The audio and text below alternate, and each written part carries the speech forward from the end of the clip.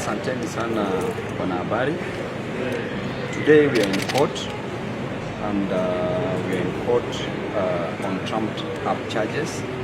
The charges that were prescribed by the prosecution team and the charges that came from the presidency.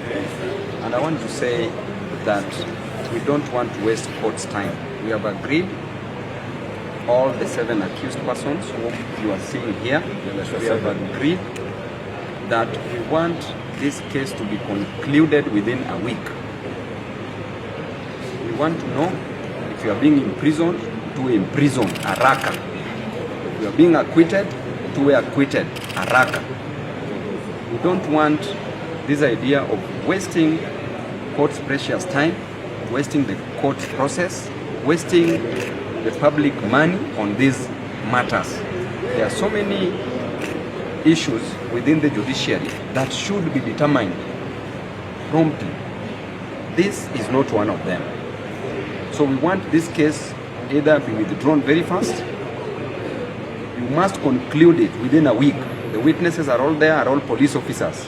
Kujeni kotini haraka, mseme ni nini tulikosa. Kama mmepata tuko na shida, ufungwe haraka haraka, tutaki mchezo.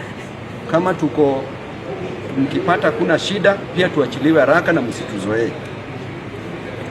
Hii mambo ya handshake, hii mambo yenye president ana madharau, anaongea vibaya venye anapenda.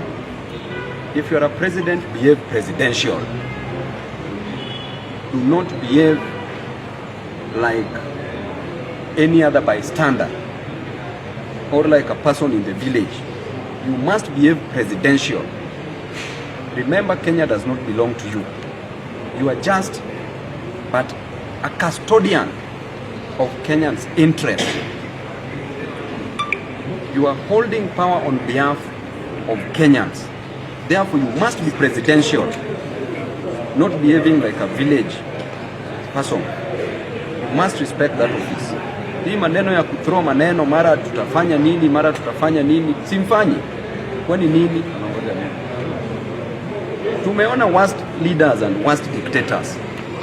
Msituzoee bwana. My name is Chacha from K24. This appears to be a political case, and now that both sides have come on the table, they want to talk about what has been transpiring in the country. Do you think it's in bad faith that we're still having this court in case? You know, Chacha, this case is very political. And this case, we were all arrested to ensure that we don't attend the Maandamano that was scheduled for 3 days. That was on a Wednesday, Thursday, and Friday. And it is in good faith and spirit that these cases must be dropped. And we are not begging you to drop them. If you don't want to drop them, prosecute them. You think we care? Those jails, those prisons are meant for human beings like us. So we will not beg you to drop these cases. You must drop them, or the cases must end within a week.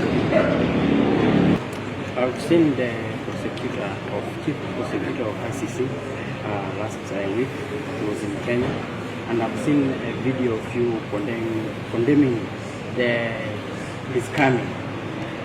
What do you think he has come to do apart from the invitation from the Kenya Embassy? You know, you cannot give a hyena a proposal to write on how to keep the goats. The hyena will write the proposal on how to eat the goats. The chief prosecutor ICC, Karim Khan, was representing Ruto, or rather provided legal representation to Ruto in the last ICC case. How can he be the same person to come, do investigation, and prosecute matters, crimes against humanity? That is pure conflict of interest that amounts to what we call professional misconduct.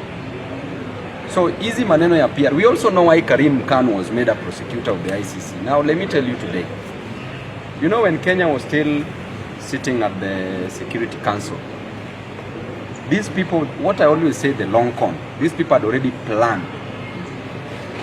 Karim Khan was easily made the prosecutor of the ICC during that period And the main reason why he was made the prosecutor was to intimidate us that no matter the outcome of the elections, we should know that the person who was representing Ruto at ICC is now the chief prosecutor at ICC, and therefore we should be intimidated. Yani mimi nasema baba ana roho mzuri sana. Hii Kenya ingeshapinduka, my friend. Hii Kenya ingeshachafuka. Sisi wengine wetu tutacheza hii mchezo hii ya paka na panya. Baba ako na roho mzuri sana. Waombe tu Mungu, baba ako na roho mzuri. Sisi kama jeshi ya baba tuko tayari kukua mbele na tutakuwa intimidated na anybody, because we know by the end of the day everybody will die. Whether you just fall and die, you will die. Whether you are shot, you will die. Whether there is an act of God, you will die. Whether anything happens irrespective, you will still die. So mbona unaogopa kifo? So sisi hatuwezi waogopa bwana. Roho yenye tuko nayo si roho ya panya. Sisi tuko na roho. Ile roho. Wachana na hii yenye mnasema juu ya gari sijui mara nini. Hakuna bwana. Waacha tu time itafika. Ni nini hao watu wamefanya? Hawezi hata kuja kotini, mawakili hawezi communicate nao kwa sababu they can't access them. Mawakili cannot access them. Na wanaambiwa tu kila saa tuta extract information. Ati kwaeni wapole, tunataka tuongee. Hakuna kitu ya kuongea bwana. Wacha kesi ishe hapa kwa koti. Sisi hatutaki upuzi, hata hatutaki withdraw hizi kesi zetu. Kujeni kotini within 1 week, mpeane evidence zenyu. Hii story ishi. Watu wasizoeane hii Kenya hatutazoeana. Mimi naongea kama Babu was elected by the people of Embakasi East Republic. Na hivyo ndio itakuwa. Mheshimiwa, nilikuwa na swali tu la mwisho. Pale kwa mtandao watu wengi wanasema Babu is the next Luo Kingpin, atachukua kutoka kwa Raila. So pengine walikuwa na utata kwa sababu wanaona ni kama baba anacheza katika mazungumzo haya kulingana na ile Kimani Chungu alikuwa amesema. So pengine tu hisia zako ni zipi? Hii maneno ya Kingpin I can't talk about it because Baba is my leader. Raila Odinga is my boss, is my leader. You can never ever discuss the succession of your boss when he's alive. Correct. So we will not discuss about that.